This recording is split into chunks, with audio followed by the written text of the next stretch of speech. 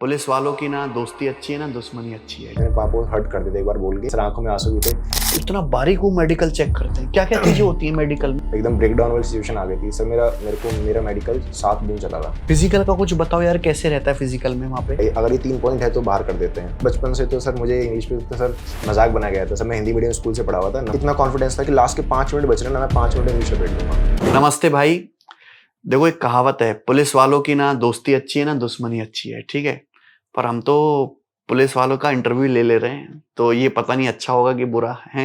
ऋतिक भाई बताओ, अच्छा है कि बुरा है। अच्छी हो गया सर। अच्छा ही होगा ना। Yes, sir. ऐसी कोई बात नहीं है। ये दिल्ली पुलिस एसआई बने हैं, ऋतिक राठी का नाम है। और ज्यादातर जो दिल्ली पुलिस में बच्चे सिलेक्ट होते हैं वो दिल्ली के हैं, हरियाणा के हैं। ये भाई जो हैं यूपी के हैं, बागपत से। और इनकी ऑल इंडिया रैंक है 24। ऑलरेडी वर्किंग है। ये मुंबई में as income tax assistant job कर रहे हैं। इनको ये जॉब ज्वाइन करनी पड़ेगी क्योंकि सीपीओ के रिजल्ट में बहुत ज्यादा टाइम लगा दिया। 19 महीने का लगभग आप मान लीजिए कि रिजल्ट में टाइम लग गया, जो बहुत गलत बात है। ये रिजल्ट तो बहुत पहले आ जाना चाहिए था। उस बीच में अगर कोई बंदे ने पेपर दिया, वो क्लियर हो गया, तो वो वेट तो नहीं कर सकता, वो ज्वाइन करेगा। तो इन्होंने मुंबई ज्वाइन किया इनकम टैक्स असिस्टेंट। अब वहां से रिजाइन करके दिल्ली पुलिस एसआई के पोस्ट पे जो है जॉब को ज्वाइन करेंगे। और पर्सनैलिटी बिल्कुल आपको देखने से लग ही रहा है कि पुलिस वाली लग रही है ना। तो कैसे जर्नी शुरू हुई भाई तैयारी की? एसएससी की तैयारी मजेदार है क्या, बताओ। सर मजेदार तो नहीं है, पर डिपेंड करता है सर आप किस एज में स्टार्ट कर रहे हो। हाँ। तो मैंने सर जब स्टार्ट करा था तो मैं इतना ज्यादा सीरियस नहीं था गवर्नमेंट एग्जाम को लेकर के। अच्छा। मैंने सीजीएल की तैयारी स्टार्ट करी थी, पर सीपीओ का भी मैंने एग्जाम दे दिया था कि मॉक टेस्ट की तरह हो जाए। एग्जाम तो सारे देने चाहिए, जितने भी एग्जाम हो रहे हैं, सीजीएल सीएचएसएल सारे के सारे। पर उस टाइम पे मैं सीरियस नहीं था, सिर्फ सीजीएल के लिए सीरियस था 2022 में। अच्छा। मैंने उस टाइम पे दिया तो 22 में तो सीरियस तैयारी नहीं होती, तो प्री तो निकल गया, बट मेंस में तो वही मैं मेड आउट हो गया था। 300 गया था, 301 अराउंड कट ऑफ गई थी। उसके बाद 2023 वाला सीजीएल जब मैंने दिया, तो जैसे मैं मेंस करके आया तो मुझे पता चल गया कि मेरा सीजीएल में अब की बार भी नहीं होने वाला, क्योंकि सीरियस था नहीं कुछ भी। बट 2000 उसके जस्ट बाद ही 10 दिन बाद ही मेडिकल के लिए आ गया था कॉल, सीपीओ के लिए। अच्छा। मेडिकल बोल रहा हूँ सर, उसके फिजिकल के लिए। तो मुझे पता नहीं था कि सीपीओ क्या प्रोसेस रहता है, बस प्री दे दिया था मॉक की तरह समझ के, स्कोर्स में ठीक ठाक था। तो मैंने कहा कि और तो कुछ नहीं है, सिर्फ फिजिकल दे देते हैं। फिजिकल दे दिया तो क्वालिफाई हो गया, क्योंकि बिना किसी प्रिपरेशन के? बिना प्रिपरेशन के दे दिया था मैंने। मतलब रनिंग वगैरह आपने क्वालिफाई कर ली? मैंने एक बार मतलब किसी ग्राउंड में गया था चेक करने के लिए, तो मेरे एक बार रनिंग करी तो सब चीजें क्लियर हो गई। तो मैंने कहा ठीक है, मैं फाइनली देके आ जाऊंगा। अच्छा। आज हो रहा है तो उस दिन भी हो जाएगा, क्योंकि मतलब फिजिकल वगैरह हमारे साइड में कर लेते हैं, ऐसे बोलते हैं। यहाँ ये बहुत कम बच्चों के पास है। हाँ सर। ये टैलेंट है ना कि बिना किसी प्रिपरेशन के, अरे फिजिकल देना है, डेट आ गई है, देने चले और क्लियर भी कर लिया। नहीं सर, मेरे पापा भी पुलिस में सब इंस्पेक्टर हैं, तो वो अच्छा। रेस वगैरह करते रहते, तो वो खुद बोलते हैं कि तू कर लेगा, मुझे पता है आराम से। कोई इतने भाई रेस नहीं होती है, क्योंकि उन लोगों ने तो 1600 मीटर 4:50-50 मार रखी हुई है। हाँ। इसमें तो 6.5 मिनट होता है फिर भी। तो मैं रेस देने के लिए गया तो मेरा 6:20 के आसपास में टाइम आ गया था, आराम से कंफर्टेबली क्लियर हो गया था सब कुछ। फिर मैंने पढ़ना करा, मैंने कहा जब हो ही गया तो मेंस भी दे देते हैं। फिर मेंस में इसमें इंग्लिश आती है सीपीओ में, तो इंग्लिश के लिए मैंने उस टाइम पे जो स्ट्रेटेजी थी इतनी स्ट्रांग नहीं थी, तो मैंने दिया। और मेरे को ये भी बाद में पता चला कि इसमें प्री और मेन के मार्क्स जुड़ते हैं। हाँ। तो मेरे को फिर लास्ट में फाइनल रिजल्ट जब आया तो मुझे आईटीबी भी सब इंस्पेक्टर मिला 2023 वाले सीपीओ से।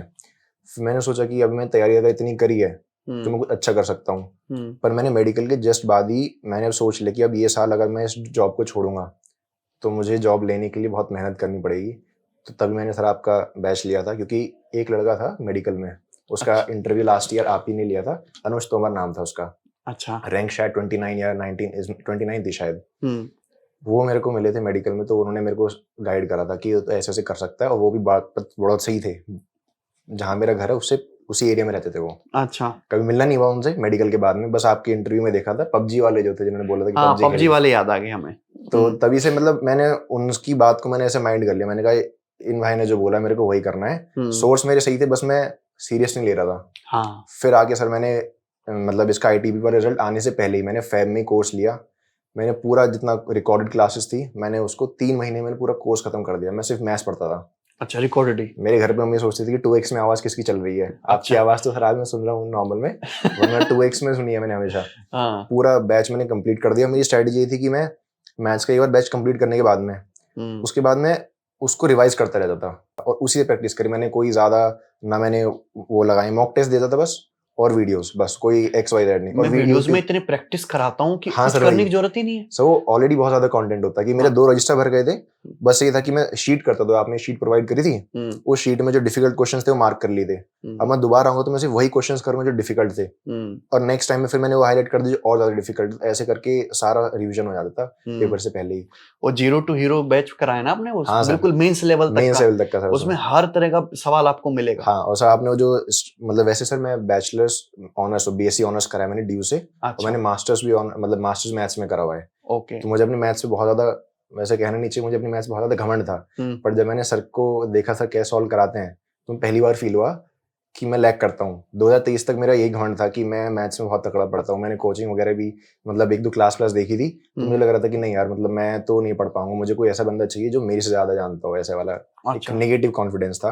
पर जब आपकी वीडियोस देखी तो समझ में आया कि हाँ, और भी शॉर्ट तरीके से चीजें हो सकती हैं, क्योंकि आपका ऐसा सर हर किसी को समझ में नहीं आता है। बस ये है कि जो सीरियस होगा और देखने की हिम्मत होगी, और कॉन्सेप्ट जो स्पेशली जो डिफिकल्ट क्वेश्चन आप करा देना, मैं उसका वेट करता कि आप कब डिफिकल्ट क्वेश्चन कराओगे, वीडियो पॉज करके आपसे पहले करने की कोशिश करता था। ये मेरा था सर हमेशा, अच्छी बात तभी सर ऐसे वो होता है। उसके बाद में तो सर फिर 2023 मतलब 2024 वाली साइकिल में मैंने जितने पेपर दिए मेरे सारे के सारे निकले हैं। मैंने CGL दिया, CGL के प्री में मेरे 180 मार्क्स थे। CPO में मैंने दिया, CPO में मेरा बहुत दूर आया था, मतलब ग्वालियर से भी पता नहीं बहुत दूर एक सेंटर आया था, और उसमें मेरा आया 165 था, हार्ड शिफ्ट थी उसमें, 164 स्कोर आया था CPO। उसमें मैथ्स में कितने नंबर थे? सब मैथ्स में मेरा 48 स्कोर था। उसके बाद में फिर फिजिकल वगैरह भी दिया, इसका भी हो गया। CHSL में मेरा हो गया, CHSL में मेरे 186 था प्री में मार्क्स। तो CHSL भी 2 जॉब के लिए क्वालिफाई हो गया, उसमें 2 होती हैं, DOPT की होती है और एक और होती है। हाँ। उसके बाद में फिर मेंस के दिया, तो CHSL प्री में मेरे मेंस भी क्लियर हो गया 330 मार्क्स 360 में से। तो उसमें मेरे को मिनिस्ट्री ऑफ होम अफेयर्स में registrar general science of India की जॉब मिली। मेरी पहली जॉब CHSL से ही लगी थी। इसका इस साल रिजल्ट आया था जनवरी में। उसके बाद CGL का मेंस दिया, CGL का मेंस में भी सही स्कोर था, पता था कि जॉब मिल जानी है। CPO का मेंस का उसके सबसे लास्ट में हुआ है, इसी साल के मार्च अप्रैल के अराउंड में हुआ है। मैंने वो भी दिया। अमन सर से मैंने इंग्लिश वगैरह करा था। अच्छा, अमन सर से इंग्लिश के लिए मैंने पढ़ा हुआ था, उनकी वीडियोस वगैरह यूट्यूब वगैरह पे। उनकी एक बुक आती है एयर प्रो, लाइब्रेरी में रखी हुई थी, मैंने वहां से पढ़ना स्टार्ट करा। क्योंकि इंग्लिश में मेरे को था कि इंग्लिश में मैंने पहली भी अच्छा स्कोर करा था, मेरा 180 अराउंड स्कोर था, 176 अराउंड था 2023 वाले CPO में। तो मेरे को था कि इंग्लिश में मुझे पुश कर लोगे, अपने आप को मतलब पुश करना था, मेरे को लिमिट था कि मेरे को ये रहना है कि सबसे अच्छे स्कोर करने हैं। तो फिर मेरा इंग्लिश में भी 190 स्कोर आया है वेरी गुड अब की बार मेंस में। तो जैसे स्कोर आया तो टोटल एग्रीगेट स्कोर बना मेरा 360। तो मेरे को शॉर्ट था कि सिलेक्शन तो इसमें दिल्ली पुलिस में हो जाएगा, बस थोड़ा लेट हो गया, बात अलग है। बट सर आप ही की वजह से, मैथ्स की वजह से, कि मैथ्स सबसे इंपॉर्टेंट होता है सर। मैंने ये देखा है कि GK भी अगर प्लस माइनस आ जाए तो भी हो जाता है, कोई सब्जेक्ट प्लस माइनस हो सकता है, बट अगर मैथ्स संभल गया तो सब समझ जाता है। मैथ्स सही तो रीजनिंग में टाइम बच जाता है, बिल्कुल। इंग्लिश में टाइम मिल जाता है आजकल, तो इंग्लिश भी थोड़ा ADPT की वजह से बहुत डिफिकल्ट पूछने लग गए हैं वो लोग। हाँ, तो अगर मैथ्स ठीक है तो सारे, कोई पैनिक नहीं करता कहीं पर भी, सारे पेपर निकलते हैं, सारे की सारी एग्जाम्स क्लियर होते हैं एकदम आराम से। तो उसमें ये फायदा हो जाता है। तो सारे एग्जाम्स में आपका अच्छा स्कोर आया? सारे एग्जाम्स में अच्छा स्कोर आया सर। तो ये आपके SSC की ये आखिरी जॉब है, यही करनी है कि अब कुछ और भी तलाश है? नहीं सर, मैं सेटिस्फाइड हूँ सर इस जॉब से, क्योंकि सर मैं यहीं पे पास के रहने वाला हूँ, दिल्ली NCR का। मेरा घर यहीं से 40 किलोमीटर के डिस्टेंस पड़ता है। हाँ, मैं सेटिस्फाइड हूँ सर। मेरे को होम टाउन ही चाहिए था। CGL से मैं वहाँ परेशान था सर, मेरे को TA मुंबई मिला हुआ, तो मुंबई दिल्ली वाले जो होते हैं उनके लिए बहुत डिफिकल्ट होता है सर। बिल्कुल, मैं भी मुंबई गया हूँ 2-4 बार घूमने, तो मुझे वो दिल्ली वाली वाइब नहीं आती है सर वहाँ पे। सब कुछ है, बिल्डिंग है ऊंची, पर वो वाइब नहीं है। वाइब नहीं है सर। वो दिल्ली वाले मुंबई वाले दिल्ली वालों को ये बोलते हैं कि यार तुम्हारे यहाँ पे क्या ही है। बट दिल्ली की पता है सबसे अच्छी खास बात क्या है? दिल्ली में हर कल्चर का आदमी आ जाए, कहीं से भी आ जाए, किसी भी स्टेट का आ जाए, कोई भी लैंग्वेज बोले, किसी भी टाइप का खाना खाए, किसी भी टाइप के कपड़े पहने, कभी दिल्ली का आदमी कंप्लेंट नहीं करेगा, कभी फोर्स नहीं करेगा, कोई लैंग्वेज के लिए नहीं, किसी के लिए नहीं। हम हर कल्चर को एक्सेप्ट करते हैं और इतना भाईचारा है यहाँ पे। सर हम इंक्लूसिव हैं, हम कोई भी कल्चर का बंदा आता है ना, हम लोग सबको दिखाते हैं, उसको एक्सप्लोर कराते हैं अपनी सिटी की अच्छी चीजें, कि तुमने फलानी जगह छोले भटूरे खाए हैं, ये करा है वो करा है। बट वही है कि मेरे को बस ये था कि मैंने डिले कर दिया था सीपीओ मतलब टीए सीजीएल से मैंने ज्वाइन करना डिले कर दिया था। अराउंड मैंने 1.5 महीने डिले करा था कि सीपीओ का रिजल्ट आएगा तो सीपीओ में ज्वाइन करूंगा। पर उसके बाद मुझे लेट इतना हो गया तो फिर मुझे लास्ट में ज्वाइन करना पड़ा। बहुत प्रॉब्लम हुआ वहाँ पे ज्वाइन करने में, एडजस्ट करने में। 6 महीने जॉब करते हुए फिर फाइनल रिजल्ट आया तो फिर मैंने कहा, फिर सुकून मिला सर कि हाँ चलो ठीक है, अपने घर के पास में आ गए अब तो आईडीपीपी एसआई में आपका सिलेक्शन हुआ था ना? हुआ था। Indo Tibetan border police, Nepal और भूटान बॉर्डर पे लगते हैं ना? सो वो घर वालों ने के हिसाब से तो घर वालों ने क्या सपोर्ट करा इस चीज में। उनको दिखा कि मेरी पहली जॉब है फैमिली में, अच्छी जॉब आई है, वो सब इंस्पेक्टर की जॉब अच्छी जॉब मानी जाती है, प्लस उसमें अलाउंस भी अच्छा मिलता है। हाँ, वहाँ पे अलाउंस मिलेगा। तो सब लोगों ने मतलब घर पे बोला कि ठीक है अच्छी जॉब बढ़िया ज्वाइन करिए वो। बट मेरे पापा ने मेरे को मोटिवेट करा थोड़ा। पापा ने बोला कि वहाँ जाके पढ़ नहीं पाओगे। हाँ, पापा ने बोला कि अभी तुम्हारा टाइम है, तुम कर सकते हो, मैं तुमको सपोर्ट कर रहा हूँ, तुम यहाँ पे रह के पढ़ो। ये भी एक रिस्क था सर, बहुत, मैं बता रहा हूँ सर, वो लाइफ का ऐसा टाइम था, मैं लाइब्रेरी में जाता था तो सर मैं सोचता था, कंटेम्पलेट करता था। मैं 1 घंटा कंटेम्पलेशन के लिए बना रखा था। मैं बैठता था, मैं सोचता था कि मैं क्या हूँ, क्या छोड़ा है और क्या अचीव करना है। मेरे को वो कंटेम्पलेशन वाला बहुत इंपॉर्टेंट होता है। अगर सर मोटिवेशन नहीं है तो नहीं हो पाता है। कुछ लोग मोटिवेशन के लिए यहाँ जाते हैं वहां जाते हैं। सबसे बेस्ट मोटिवेशन अपने अंदर होती है, अपने पेरेंट्स के लिए होती है कि मैं उनको क्या देना चाहता हूँ, क्या नहीं देना चाहता हूँ। पैसा अगर है तो मैं साथ में हूँ कि नहीं उनके, ये सब चीजें होती है। उसके बाद सर मैं तो फिर लाइब्रेरी में ये था कि मैं सुबह सुबह निकल जाता लाइब्रेरी। अच्छा। 6-7 बजे नहा धो के, और सब मैं सिर्फ सीधे लाइब्रेरी से 11-12 बजे आता था रूम पे सोने के लिए। खाना पीना सब लाइब्रेरी में चलता था, वहीं से खा लिया।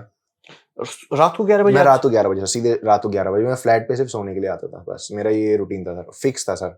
उसके बीच में चीजें ऐड ऑन होती गई, जैसे कि फिजिकल के लिए ऐड ऑन हो गया तो ठीक है, सुबह सुबह 6 बजे आना है, रनिंग करनी है, तो ये फिक्स था। बाकी डेली का शेड्यूल ऐसे चल रहेगा। भले शरीर कितना टूटा रहता था, और समझ दोपहर में कभी नींद नहीं आती है तो मेरी कॉन्टिन्यूस पढ़ाई होती थी सुबह से शाम तक। अब भले वो 4 घंटे की नींद, 3 घंटे की नींद। उसके बाद फिर टाइपिंग स्टार्ट करी सर। CHS में टाइपिंग होती है ना, तो टाइपिंग थोड़े उसमें थी, तो मैंने कहा नहीं, रिस्क कहीं नहीं लेना है सर। टाइपिंग की स्पीड मैंने 40 राउंड निकाली थी, उसका भी अलग से शेड्यूल बना लिया था कि 1 घंटे टाइपिंग करनी है, सोना है फिर उसके बाद में। तो सब लोग दोस्त पूछते हैं सर कि तूने कैसे तैयारी करी, लाइब्रेरी में कितने घंटे? मैंने कहा सर घंटे नहीं होते हैं, तुमको अगर पढ़ना है तो दिन भर पढ़ना है। सोना नींद ना मांगे तब तक पढ़ते हैं। मजा आता है टाइम के बाद में, जब दिखता है कि हाँ कैसा कोई क्वेश्चन है। मेरे से मॉक में एक ही स्ट्रेटेजी थी, मेरे को था कि अगर मॉक में कोई एक चीज गलत हो गई एक बार, वो दोबारा गलत हो नहीं सकती। अगर दोबारा गलत हो रही है तो मैं सही से तैयारी कर नहीं रहा हूँ। हाँ। ये सिंपल सा मेरा फंडा था। मैंने वहीं सब मॉक टेस्ट वगैरह में यही करा। टेस्ट रैंकिंग के मॉक टेस्ट स्पेशली देने मजा आता था, क्योंकि टेस्ट रैंकिंग के मॉक टेस्ट में बाकी सब चीजें नॉर्मल, मैथ्स का लेवल सबसे तगड़ा होता था, और मुझे वही पसंद था। मेरे को था कि ऐसे क्वेश्चन आए जो मुझे दिखाए रियलिटी कि मैं अभी भी इतना ज्यादा नहीं कैपेबल हूँ।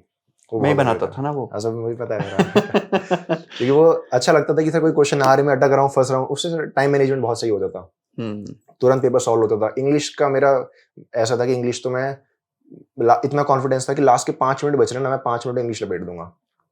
इवन कई बार तो बिना पैसेज पढ़े भी सीधे क्वेश्चंस को कर लेते थे, क्योंकि सर एक हैबिट बन जाती है, एडिटोरियल्स वगैरह पढ़ के सब चीज करके तो एक आ जाता है कॉन्फिडेंस। इंग्लिश आपकी बचपन से अच्छी थी? इंग्लिश बचपन से तो सर मुझे इंग्लिश पे तो सर मजाक बनाया गया था सर। मैं हिंदी मीडियम स्कूल से पढ़ा हुआ था, नंबर 1 नंबर 2 स्कूल होते थे।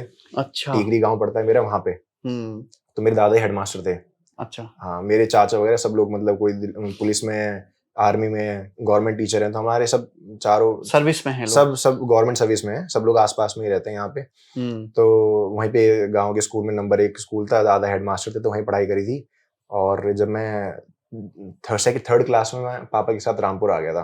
पापा की यूपी पुलिस सब इंस्पेक्टर में थी, तो वो ट्रांसफर हो गया, जॉब थी। तो जब मैं फर्स्ट टाइम गया था तो DMA स्कूल था सर मेरा, जहाँ से मतलब मैंने मोस्ट ऑफ द टाइम अपना 5th to 10th क्लास मैंने वहीं से करी है। तो जब मैं फर्स्ट डे वहाँ पे गया तो सर मेरा बहुत प्रोनाउंसिएशन को लेके बहुत ज्यादा सर मजाक बना था एक बार, जो कि जरूरी भी था। अगर वो नहीं बनता तो शायद मैं नहीं होता। हाँ। मैंने एक वर्ड को बहुत गलत प्रोनाउंस कर दिया था। उस टाइम से मेरे को ये हो गया था कि मुझे और कुछ होना हो इंग्लिश पे तो मुझे कमांड लेके आनी है, ऐसा नहीं हो सकती मैं गलत बोलूं। तो अब मेरा ऐसा रहता है कि मैं किसी के साथ में हूँ, बाहर का बंदा हो, उसके साथ में इंग्लिश में अच्छे से कम्युनिकेट कर सकता हूँ, और अपनी साइड वालों के साथ में हिंदी में भी। ये बहुत अच्छी बात है। ये तो मेरा, और दिल्ली पुलिस SI की तो जॉब है जिसमें डिमांड ही है आपको इंग्लिश आनी चाहिए। आपको बहुत सारा पेपर वर्क भी इंग्लिश में करना है। बहुत सारे डॉक्यूमेंट भी इंग्लिश में रीड करने हैं, उनको आगे प्रोसेस करना है। सो अनोइंगली बहुत अच्छा हो गया। मतलब इंग्लिश मैंने अपनी कमांड्स में नॉवेल्स पढ़नी स्टार्ट कर दी थी। अच्छा। ये बिना किसी एग्जाम के। ये फर्क पड़ता है नॉवेल्स और ये आर्टिकल्स एडिटोरियल पढ़ने से? नॉवेल्स वगैरह अगर पढ़ते हैं तो वर्ड्स का यूज करना आता है, जैसे कि मूवी सीरीज से भी बहुत फर्क पड़ता है। अच्छा। जैसे एक वर्ड है ब्लैक बुक में या फिर जो भी सोर्सेज होते हैं इंग्लिश में, काफी सारा एक वर्ड आता है, जैसे किसी का हम शक्ल का होता है, डॉपलगैंगर एक वर्ड होता है। वो नॉर्मली कोई पढ़ेगा तो उसको लगेगा यार कितना वियर्ड सा वर्ड है, पर मैं सीरीज देखता था एक द वैम्पायर डायरीज करके, उसके अंदर वो वर्ड भर भर के यूज करा गया है, डॉपलगैंगर। ये सीखने की आग है ना, ये जो सीखने की आग है, कहीं से भी सीखना है, अच्छा सीखना है और पॉजिटिव बना के रखना है, ये बच्चे के अंदर बहुत जरूरी है, होनी चाहिए सीखने की आग। बच्चे पढ़ाई को जो बोझ की तरह लेके समझते हैं कि पढ़ाई एक बोझ है, मुझे कैसे घंटे कंप्लीट करने हैं और मजा नहीं करना है, पढ़ाई को एंजॉय नहीं करना है, उनका कभी कुछ नहीं होता। मैंने सर स्टार्टिंग से बोल रहा हूँ आपसे कि लाइब्रेरी में जाता था, वो शाम को आता था, तो वो एक तो डू एंड डाई वाली पढ़ाई थी। बट वो पढ़ाई मैंने स्टार्ट ऐसे करी थी कि आग में, पर फिर मुझे टाइम के बाद रियलाइज हो गया कि आग के साथ में एक माइंड का भी बहुत कॉन्शियस होना बहुत जरूरी है। अगर मैं प्रेशर में पढ़ाई करूंगा कि नहीं मतलब मैं पढ़ रहा हूँ कि मेरे पास कुछ भी नहीं है, ये नहीं है, वो नहीं है, तो ऐसे सोच के सिलेक्शन नहीं होता है। मैं सोचूंगा कि मैं कितना नेगेटिव थॉट के साथ नहीं, नेगेटिव थॉट के साथ नहीं। मेरा सर एक ही रूल था, मतलब मेरा भाई भी साथ में वो तैयारी कर रहा है तो उसको भी इंस्पिरेशन मिलती है इस चीज में। उसको एक ही चीज बोलता हूँ, मैंने कहा एग्जाम दे, अगले दिन से पढ़ना स्टार्ट भेजा दूसरे एग्जाम के लिए। कभी भी ये मैं सोची कि एक एग्जाम दे दिया उसमें इतने मार्क्स बने, सर मैं कभी देखता ही नहीं था। मैंने आंसर की तक देखनी छोड़ रखी थी। मेरा था कि एग्जाम दिया है, दे दिया, ठीक है, नेक्स्ट डे से उसका प्री मेंस के लिए पढ़ना स्टार्ट था। वो मेरा कॉन्फिडेंस डेवलप हो गया था कि हाँ मेरा प्री हो जाएगा, मुझे मेंस के लिए बस पढ़ना है। तो आंसर की आती थी मैं चेक करने के लिए भी थोड़ा अवॉइड करता था कि हाँ ठीक है कर लेंगे चेक वगैरह। फिर स्कोर आता था उसमें जितना सोचता था उस सेफ्टी ब्लैंकेट से ज्यादा ही स्कोर आता था कि 160 170 अच्छे खासे मार्क्स से क्लियर होता है। एंटरटेनमेंट के लिए क्या करते थे सर? वही मूवीज सीरीज और सर इवनिंग वॉक मेरे को अच्छा लगता था। कभी भी पढ़ रहे हो ज्यादा, कुछ भी टेंशन वगैरह हो रही है, आराम से बाहर गए लाइब्रेरी से चाय वगैरह पिया और सर इधर हडसन इन में घूमते रहे और ये रहता था।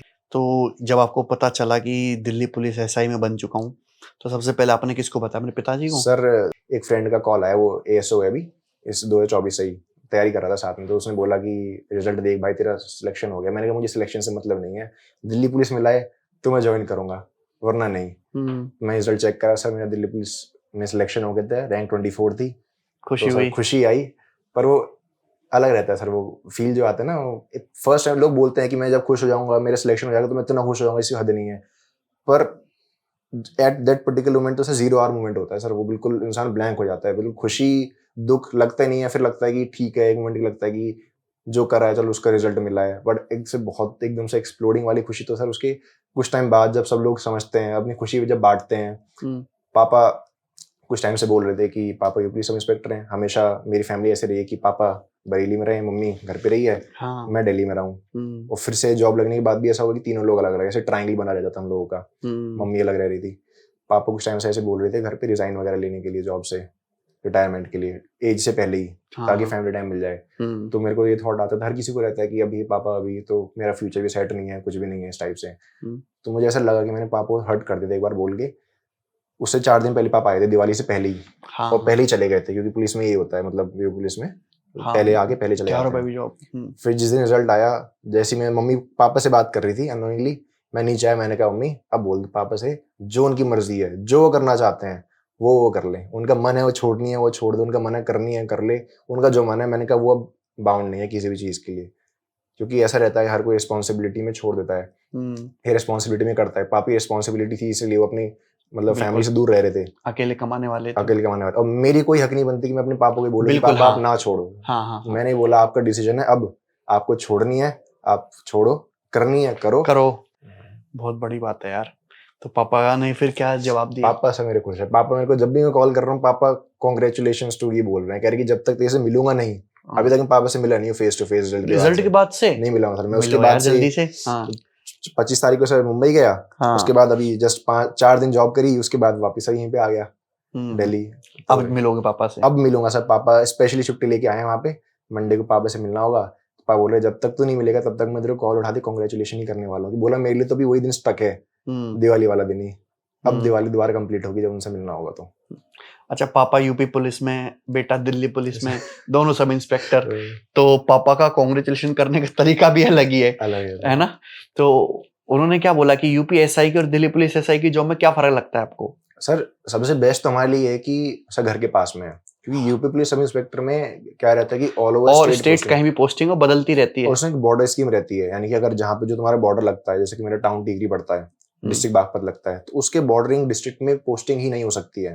तो ये भी है। हाँ, तो मैं स्टार्टिंग में पहले 10 साल रामपुर में रहा हूँ, उसके बाद मैं 4-5 साल बदायूं में रहा हूँ, उसके बाद फिर बरेली में, अभी पापा की करंटली बरेली एयरपोर्ट पे पोस्टिंग है, फिर बरेली में रहा हूँ मैं 2 साल। तो हम लोग तो ऐसे घूमते रहते हैं।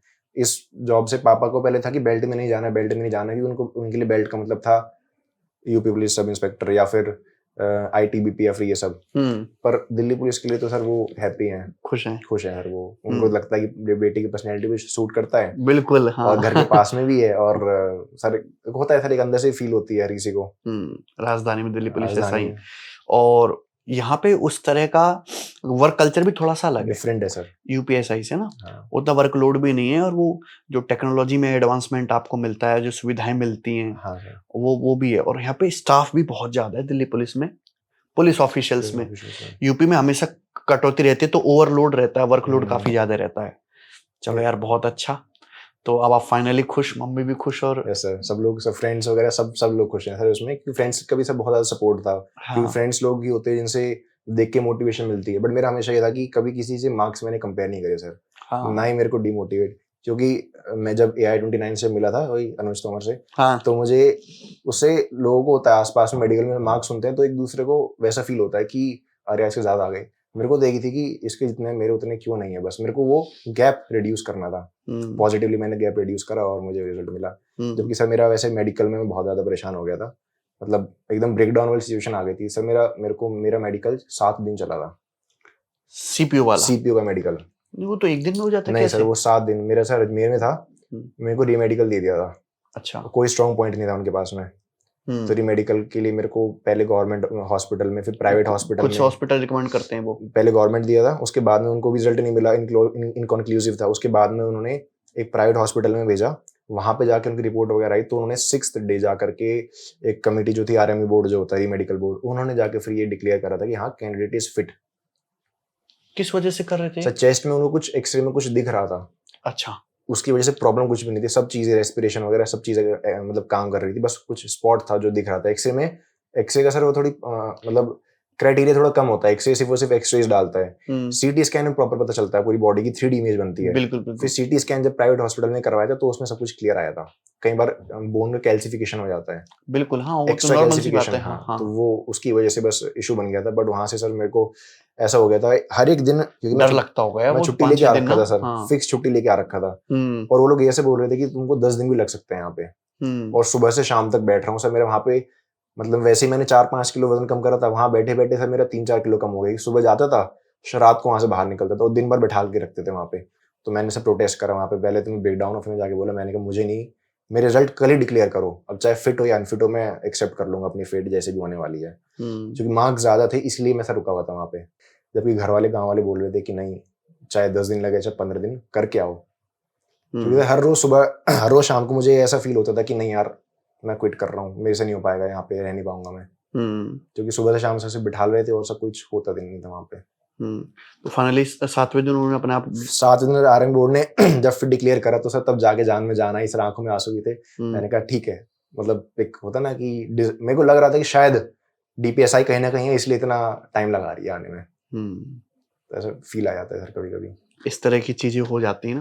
तो इतना बारीक वो मेडिकल चेक करते हैं, क्या क्या चीजें होती हैं मेडिकल में? सर मेडिकल में सर हाइट वेट, मतलब हाइट नहीं होती सर, वेट वगैरह मेजर करवाते हैं वो लोग। वेट, उसके बाद में सर एक्सरे वगैरह होता है, पूरी बॉडी स्कैन होती है। हाँ, यूरिन टेस्ट, ब्लड टेस्ट होता है। अच्छा। और फिर उसके बाद में सर बॉडी चेकअप होता है। बॉडी चेकअप में वो वेरिकोज वेन्स वगैरह चेक करते हैं। ज्यादा किसी की वेन्स वगैरह तो नहीं बनी हुई है, फ्लैट फुट वगैरह चेक करते हैं। नॉक नीज, ये 2-3 पॉइंट्स है, इसका बहुत सारा ध्यान रखना होता है, वरना इसमें तो पक्का आउट करते हैं। किसमें? वेरिकोज वेन्स, नॉक नी और फ्लैट फुट, इन तीनों में कोई भी रिलैक्सेशन नहीं होता है। अच्छा।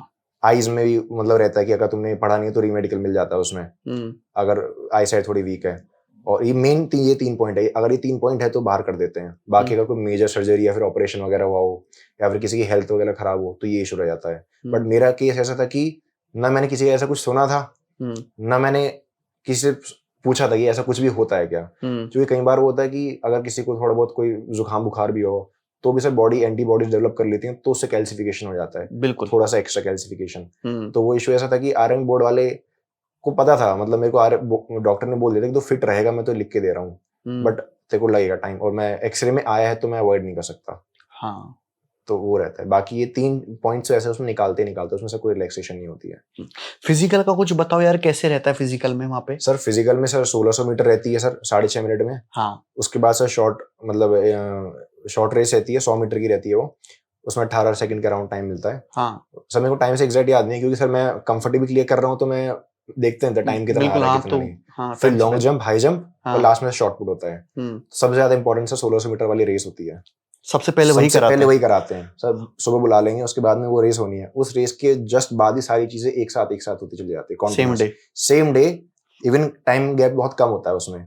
तो जब मैंने फर्स्ट वाली रेस तो मैंने ऐसे कर दी सर, रॉ था मैं, तो मैंने मार दी थी कि हाँ जो जोश में मतलब पैर वगैरह क्रैक हो रहे थे, मैं वाइडेक्स लगा रहा था, बॉडी को थोड़ा सा कंडीशन कर रहा था। बट अब की बार जब मैंने करा, तब क्या मैंने प्रॉपर 2-3 महीने पहले हल्की हल्की सी रेस वगैरह भी करी थी, रनिंग वगैरह भी करी थी। हाँ। तो मैं चला गया था रेस करने के लिए, इतना कंफर्टेबल सर अब की बार हुआ। आराम से मुझे दिख रहा है मैं 6 डाउन में मार सकता हूँ। पर मैंने रिलैक्स करा कि 6 वाला भी सेम ही जगह पे जाना है, 6:30 वाला भी सेम जगह पे जाना है। हाँ। मैंने अपना पेस रिड्यूस करके मैंने आराम से 6:4, 6:5 के अंदर में रेस फिनिश करी। उसके बाद सर शॉर्ट रेस, उससे मुझे लगा कि शायद मैं इसमें भी एनर्जी वेस्ट ना करूं, बट सर उसमें तो पूरी जान से भागना होता है। हाँ। उसमें बहुत इशू होता है, बहुत लोग बाहर हुए इस चक्कर में, उनको लगता है एनर्जी सेव कर लेंगे तो आगे हाँ। बट उसमें पूरी एनर्जी डालनी होती है, उसमें थोड़े पैर में क्रैक आता है। उसके बाद में तो सर फिर लॉन्ग जंप, हाई जंप। पिछली बार मेरी लॉन्ग जंप में मेरे को 2 अटेम्प्ट लिए थे, अब की बार में तो सर फर्स्ट अटेम्प्ट में सारी चीजें क्लियर हो गई। 3 अटेम्प्ट मिलते हैं ना? 3 अटेम्प्ट मिलते हैं सर। कभी कभार अगर थोड़ा दिख रहा है उनको कि कुछ कैंडिडेट में बिल्कुल कर सकता है, बट वो उसके पास पैर पे लाइन नहीं पड़ रहा, उसमें एक लाइन होती है सर, उस पर रखना होता है। अगर टेक्निकल इशू आ रहा है तो थोड़ा बहुत एक्स्ट्रा भी कर देते हैं। फिजिकल में तो सर वो करते हैं कोऑपरेट, वो चाहते हैं कि अगर बच्चा होने वाला है तो हो। बाकी अगर कोई नहीं हो रहा तो सर फिर उसमें तो बहुत अच्छे से करवाते अच्छे से। प्रॉपर वीडियोग्राफी वगैरह होती है, सारी की सारी चीजें। हाँ। पूरा एकदम ध्यान से करवाते हैं, एकदम कोई भी रिलैक्सेशन वगैरह जहाँ पे देनी होती है वहां पे देते हैं। बाकी अगर 1600 मीटर है तो टाइम पे फिनिश करनी है, तो टाइम पे फिनिश करनी है। 100 मीटर की रेस अगर टाइम पे फिनिश करनी है तो करनी है, उसमें कोई रिलैक्सेशन नहीं है। लॉन्ग जंप, हाई जंप ऐसी चीजें आती है जिसमें थोड़ा बहुत कर देते हैं, डिपेंड करता है centre to centre, staff to staff, even person to person. अगर पर्सन करने वाला है, दिख रहा है फिजिक्स सही है, बस कॉन्फिडेंस नहीं है, या शायद वो डर गया किसी वजह से। मेरे साथ खुद ऐसी हुआ था सर, जब मैंने 23 वाला दिया था, मैंने पहली बार जंप लिया, मेरा पैर पड़ गया उस पर, मेरे को आउट कर दिया। मैंने दोबारा लिया, मेरे को आउट कर दिया। हाँ, मैं 2 बार आउट हुआ था। लास्ट अटेम्प्ट थी तो मेरे को वहाँ पे एक सब इंस्पेक्टर था, उसने बोला कि अरे क्या बात होगी, तू लंबा चौड़ा तगड़ा छोरा, कहाँ? मैंने कहा सर यूपी वेस्ट का। तो बोला कि यार तो तेरे यहाँ के तो वैसी कार कूद जाया करें यार। मैंने कहा ठीक है सर, मैं कूद रहा हूँ। बोला बिना जूते के कूद। तो सर मैंने शूज निकाले, और सर शूज निकालने मुझे प्लस पॉइंट लगता है, शूज के बिना ही नंगे पैर ही जंप लेनी चाहिए लॉन्ग जंप और हाई जंप में। अच्छा। कनेक्टेड टू अर्थ फील होता है, और प्लस पता चलता है पैर को कहाँ रख रहे हो, क्योंकि शूज में सर कुशन वगैरह काफी आता है बीच में। हाँ। कॉन्टेक्ट ज्यादा हो जाता है, कई बार स्लिप होने का डर भी रहता है, और उसमें अपना स्टेप नहीं पता होता। नंगे पैर सब बचपन से नंगे पैर ही भागते हैं मोस्टली लोग, तो पता होता है क्या आइडिया रहता है। नंगे पैर में मारा सर, वही क्लियर हो गया था एक ही बार में। उसके बाद मैंने इस वाले में भी नंगे पैर दिया उसमें। बहुत बढ़िया भाई, बहुत बढ़िया।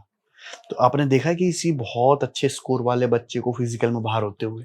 हाँ सर, मतलब मेरे देखे हैं सर, मेरे फ्रेंड्स वगैरह भी थे, अच्छे स्कोर है, काफी सही स्कोर। मतलब पता है कि डीपी नहीं तो फिर CISF तो पक्का मिलेगी, बिल्कुल। बट सर वही रिलैक्सेशन करने की वजह से बाहर हो जाते हैं। वो तो सर मतलब ऐसी है कि उसमें इंसान कुछ नहीं कर सकता। अगर मतलब 1600 मीटर वाली रेस में बाहर होगा, या फिर 100 मीटर वाली रेस में बाहर हो गए, तो सर कोई दूसरी अटेम्प्ट भी नहीं होती है, उसमें तो सर देना होता है। तो एक अटेम्प्ट में क्लियर करना है। एक अटेम्प्ट में सर बुरा भी लगता है कि अगर कोई साथ का दोस्त वगैरह हो जो इस तरीके से आउट हुआ हो, बट सर वही होता है कि फिर अल्टीमेटली ये रहता है कि अपना नेक्स्ट टाइम दोबारा देंगे, वो गलती नहीं होनी चाहिए। क्योंकि इन चीजों में इंसान बाहर होता है तो ज्यादा दुख होता है। अब किसी की मान लो अच्छे मार्क्स है, 350 360 की रेंज में है, वो अगर फिजिकली आउट हो जाए तो सर बुरा लगता है ये, पर ये ऐसी चीज है कि जो होनी चाहिए। बढ़िया।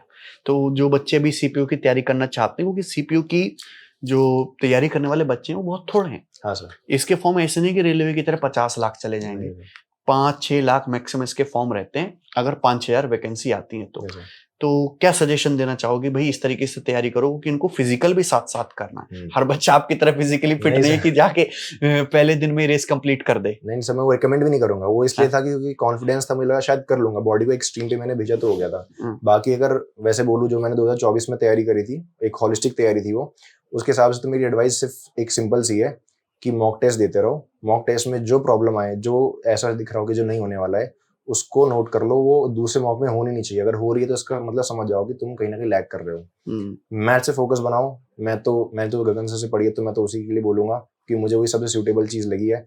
चाहे और कुछ करो भी मत, कुछ करने की जरूरत भी नहीं है, सिर्फ वीडियोस को लूप पे देखो। लूप पे देखने से जो मैं शीट्स देता हूँ वो बना लो, बस शीट्स वीडियो में से देखते रहो, उसमें शीट से भी उन क्वेश्चन को हटा दो जो दिख रहा है कि हो जा रहा है एक बार में। सिर्फ वो क्वेश्चन लगाओ जो डिफिकल्ट है, जो दिख रहा है कि हाँ चैलेंजिंग क्वेश्चन होते हैं, जो मिसलिनियस क्वेश्चन होते हैं, जैसे 2 वाली रेस वाला होता है कि ए से बी ने कितने मिनट से हरा दिया, बी ने सी को उतने से। वो हमेशा सर खुद भी एम्फेसिस करते हैं कि ये क्वेश्चन डिफिकल्ट है, पेपर में ऑन द स्पॉट और नहीं लॉजिक आएगा, वो वाले क्वेश्चन हमेशा करने चाहिए। एक टिप है, मतलब मुझे लगता है कि बेस्ट चीज है, हमेशा जो जितना बताया उसे थोड़ा सा एक्स्ट्रा करना चाहिए। जैसे कि रेशियो होता है कंपाउंडिंग में 2:1 3:3:1, मोस्टली लोगों को सिर्फ इतना याद रहता है, बट 4:6:4:1 5:10:10:5:1 ये बहुत रेयरली ही किसी को याद रहता है, बताते भी नहीं है। पर 1-2% मॉक में आता है वो क्वेश्चन, हम लोग सॉल्व करते हैं तो कॉन्फिडेंस बूस्टअप होता है। प्लस ट्रिपलेट्स वगैरह हो गए, ट्रिपलेट्स मिसलिनियस वाले, नॉर्मल वाले सबको पता है 3 4 5 7 5 12, बट उसमें डिफिकल्ट वाले हैं वो हमेशा याद रहने चाहिए सर, वरना उससे बहुत आसानी से क्वेश्चन बन जाते हैं। तो और ये सब कुछ बच्चे को खुद करने की जरूरत नहीं, सारा हम करवाते हैं सर, आप सब करवाते हैं। और प्लस मैं तो सर रजिस्टर पे स्टार्टिंग में लिख के रखता हूँ, मेरा जो कॉपी है मैंने उसमें पूरा भर रखा हुआ है, उसको सिर्फ मैं ही समझ सकता हूँ मैंने कहाँ पे क्या क्या चीजें लिख रखी हैं। अच्छा, प्रॉपर कौन से एक पर्टिकुलर मल्टीप्लिकेशन, जैसे आप हमेशा एलसीएम लेते टाइम में हमेशा एक ही चीज में आपसे अपने आप को पीछे मानता था, जैसे टाइम एंड वर्क में रेशियो आ रखे हैं, मतलब आ रखे हैं 4 5 10 दिन, आप एक सेकंड में उनका एलसीएम ले लेते थे, मैं उसको कैलकुलेट करता था, आप डायरेक्ट निकाल देते थे। तो मुझे ये था कि मेरे को ये ट्रिक लेके आनी है अपने अंदर में तो मैंने वो रेशियो ही लिखना स्टार्ट कर दिया कि जो नंबर हमेशा फ्रीक्वेंटली रिपीट कर रहे हैं उनको लिखना स्टार्ट कर दिया। तो वहीं से सर वो डेवलप होता चला गया, अब समझ आ जाता है कि हाँ ये वो प्रैक्टिस से डेवलप होते हैं, डेवलप होते। ऐसे हेरोन्स फॉर्मूला आप ऐसे 1 सेकंड में लगा देते हैं, मेरे को टाइम लगता था, अब मैंने भी सर सीधे स्क्वायर रूट बनाया और दिमाग में कैलकुलेट करना। और ये भी एक बहुत प्लस चीज है सर, कैलकुलेशन को ब्रेक करने वाला ये मेथड मेरे को सबसे मोस्ट इंस्पायरिंग चीज है। मैं कोई फर्जी ट्रिक नहीं बताता कभी कैलकुलेशन की, देखा कि मैं बैच में बेवजह की ट्रिक बता रहा हूँ सर। मुझे इवन आप जो ट्रिक बताते ना, मुझे उससे बेस्ट लगता था कि आप जो ट्रिक के पीछे लॉजिक बताते थे, क्योंकि मैथ्स बैकग्राउंड से तो मेरे को ये था कि पहले ट्रिक का बैकग्राउंड आना चाहिए तो ही जाकर मैं ट्रिक एक्सेप्ट करूंगा। बेस्ट चीज है कैलकुलेशन को ब्रेक करने वाला, कैलकुलेशन सीपीए में बहुत ज्यादा हेल्पफुल होने वाली है। बिल्कुल, कभी भी नंबर को मल्टीप्लाई वगैरह करो, ब्रेक मेथड से ट्राई करो कि पहले 30 × 25 है तो पहले 30 से फिर 5 से और फिर उसको जाकर के लिख दो, एक अप्रॉक्स निकल जाता है, अप्रॉक्स से बहुत फायदा होता है, सारे क्वेश्चन सॉल्व हो जाते हैं। तो ये टिप्स है, टिक्स है। बाकी उसके बाद में फिजिकल के टाइम पे तो ये कि जब प्री हो जाए तब तक तो कुछ मत करो, प्री के जस्ट बाद ऑल्टरनेट डेज पे रनिंग स्टार्ट कर दो, एक नॉर्मल बॉडी वार्म अप कर दोगे, बॉडी कंडीशन हो जाएगी उसके हिसाब से, तो तब जाके फिजिकल आराम से हो जाएगा। फिजिकल में टाइम मिलता है सर आराम से कम 1-1.5 महीने तो मिलता ही मिलता है। और मेरा ये मानना है कि सीपीयू का फिजिकल को इतना डिफिकल्ट नहीं है, अगर कोई इंसान 1 महीना भी आराम से कर रहा है, सिर्फ और सिर्फ सुबह के टाइम, नॉट सुबह शाम, सिर्फ एक ही टाइम पे करके वो आराम से क्लियर कर लेगा। पर साथ साथ में इंग्लिश भी कंटिन्यू करनी है जब प्री हो जाए तो, क्योंकि इंग्लिश पे ब्रेक नहीं देना है। लोग सोचते हैं कि फिजिकल की बात करेंगे उसमें टाइम नहीं बचता है, तभी से इंग्लिश स्टार्ट कर दो। मेंस लेवल की इंग्लिश का तो सर सीडीएस के मॉक लगाए, उसके बाद में जितने भी मतलब जहां से जितने थे सोर्सेस सारे के सारे मॉक लगाए, उसके बाद पिछले 5 साल का इंग्लिश का सारा कंटेंट कंज्यूम जब कर लिया, जब इंग्लिश में पूरी इतनी पकड़ आ गई कि हाँ कहीं से भी कोई चीज आ रही थी उसका word, sir even Shashi Tharoor sir का हैंडल होता था, ट्विटर हैंडल मैं वो पढ़ता था और कमाल की बात सर, मुझे ऐसा मैं क्या था सर फ्लेवर गास्टेड होता था पढ़ के कि मेरे को एक भी वर्ड ऐसा नहीं है जो मेरे डिक्शनरी से बाहर आता हो, रेयरली 1-2% को छोड़ के। वो इतनी एक टाइम पे इतनी स्ट्रॉन्ग इंग्लिश हो गई थी बढ़िया सीबीओ के लिए। तो सर वो इंग्लिश बहुत ज्यादा इंपॉर्टेंट है। अगर मतलब मैं अपने बता रहा हूँ, मेरा प्री में 168 मार्क्स था, मतलब 164 आया था, नॉर्मलाइज होके 169 हो गया था, पर मेरा मेंस में टारगेट 200 में से 200 का था, जो कि एक हाइपोथेटिकल टारगेट होता है, पर मेरे हिसाब से लेके वही चलना चाहिए। मैंने 200 में से 200 टारगेट करे थे, मॉक में भी सर मेरे 195 196 यहाँ तक भी स्कोर गया है, ऐसा नहीं है कि मतलब मैं ऐसे बोल रहा हूँ, एक्चुअल में गया, तो मुझे लगा अचीवेबल टारगेट है, तो जाकर के सर मेरा 191.25 स्कोर आया। अगर मेंस में वो स्कोर कर लिया तो सर डीपीएसआई अगर प्री में मार्क्स कम भी है तो भी हो जाएगा। बिल्कुल, चलो बहुत बहुत बढ़िया भाई, कांग्रेचुलेशन आपको। Thank you sir. अच्छे से आपको जॉब करनी है। अब आपके पिताजी ने इतनी अच्छी सर्विस दी है यूपी में, यूपीएसआई, आपको भी उनका नाम रोशन करना है और हमारी वेल विशेस आपके साथ है। कांग्रेचुलेशन।